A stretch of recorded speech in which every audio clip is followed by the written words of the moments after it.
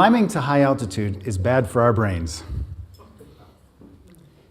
Mount Everest will set you back about 40 IQ points. And I don't remember where I learned that. I've been to the summit 5 times.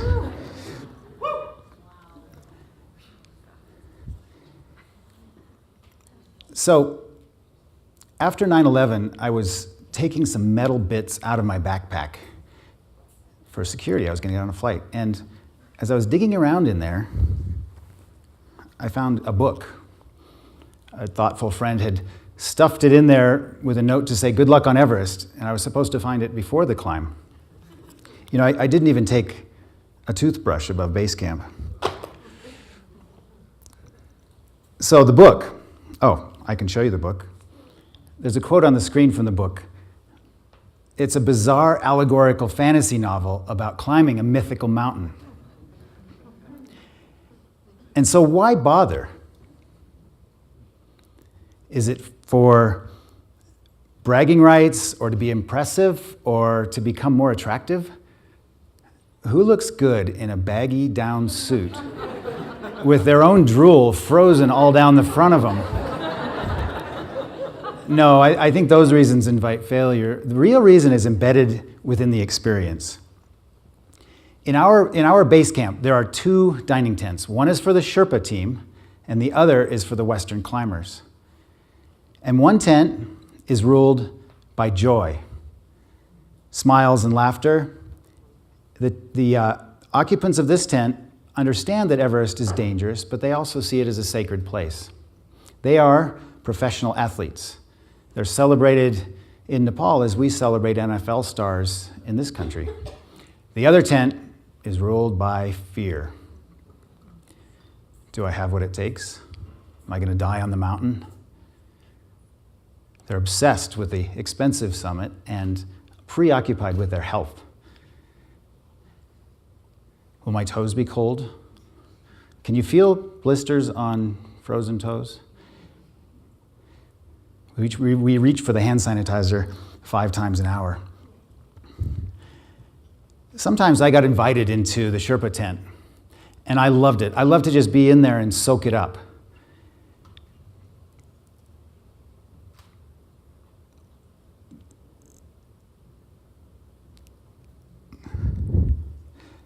The Sherpas started to, there was something I really loved, is they started to refer to me as Ochu, which is his older brother, and it's a kind of a sign of respect. And I observed that many aspects of life for Sherpa are sacred. For example, if you want to cross a crowded tent, you don't just step over people. Your feet are unclean, so you would very politely ask for permission. In base camp, there is always a small fire of juniper burning. It's kind of like the Olympic torch of mountaineering. And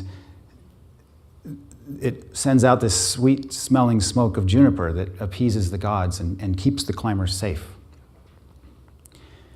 A Sherpa guide explained it to me once. To him, Everest was his deity. And so as he was climbing, he was with his goddess. She's calling.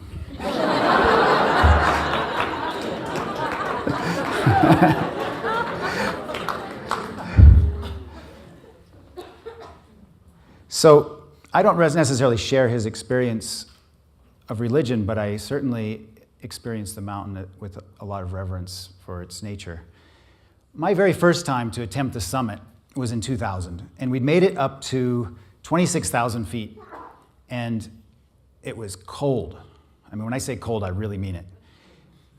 The wind was howling, and I was scared out of my mind. And I was really confused, like, what is going to happen next? And Kami Sherpa came over to me and said, "Michael, let's go." And I was like, well, I looked around, but what about the rest of the team? And he said, well, they're not going to make it, so let's go. He'd already observed that they had made a choice between the 2 tents. And the first tent is a very high chance of success, a sacred experience. The alternative is a much lower chance of success and a lot of misery. And so I wanted so badly to get to the summit of Mount Everest. But I didn't think I had what it was going to take to get up there. I needed some help to make that choice between those two tents, something to push me forward. And so my companions that night were 3 Sherpas, Kami, Butashi, and Tashi. And we were climbing up into sort of a slight moonlight, but really it was climbing truly into outer space. And I remember just looking up and seeing the stars, these tiny pinpricks of light, and they were almost touching the snow. And I kept looking off to the right side, which was towards the east, and just hoping for some hint of sunrise. And then the Sherpa kept telling me, it's like, come on, let's go, let's go. They kept trying to get me to hurry. And I will always have I still have this recurring dream about as I am approaching the top of Mount Everest, and I'm almost there, but I can't find the way. It's like this maze of these jagged rocks. They're plastered with snow, and I'm looking for the way to get there. And I think what that represents for me is this continuing struggle, to find that correct choice between those two tents, which one to choose. But finally, that glow did come, and you would think I'd be really happy. Finally, the sun is coming, but I wasn't. I actually froze up and I said, we have to go back. It's going to avalanche, we're going to die. And Kami came over to me and he said, it's not going to avalanche, let's go. And so at 10 in the morning on May 22nd, we stood on the top of Mount Everest. And I will forever have gratitude for those guys for taking me up the mountain. So what does sacred mean? It doesn't come easy.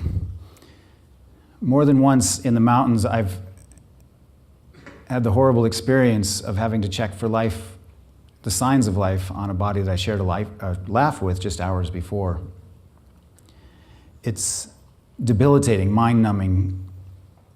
And then you have to get on the satellite phone and make a call to home and tell people something that they can't bear to hear. But through that, the sacredness remains and sometimes even enhances. And in those really hard times, it can come full circle. And I think about the friends who I've lost in the mountains. Would they have chosen to climb had they known what the eventual outcome would be? And I believe that they would have. In this slide, Purba and I are smiling. We're a little adrenalized. We just fell into a crevasse, but we're happy that it wasn't that bad. Our ropes worked, and we managed to climb right out. I cannot be a tourist. I have to get help to carry heavy cameras and to do the work that I do. And over the years, I've developed a strong connection with people around the world. And what I've learned is that they want to go to the summit too. And that vulnerability leads to trust, which then leads to the ability to share joy.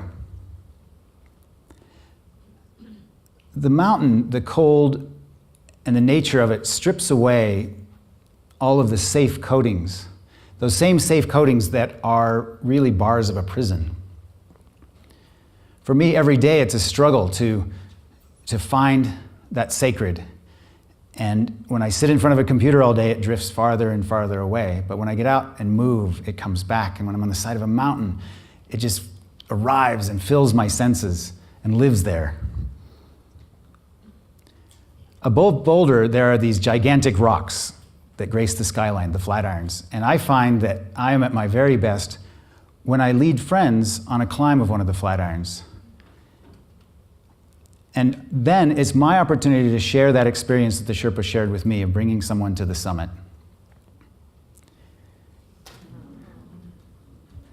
And every hike with my sons, is magical and filled with joy. And what I've learned is that I don't need to go sacrifice brain cells on Mount Everest. For all of us in this room, the choice between the two tents is right here in every moment.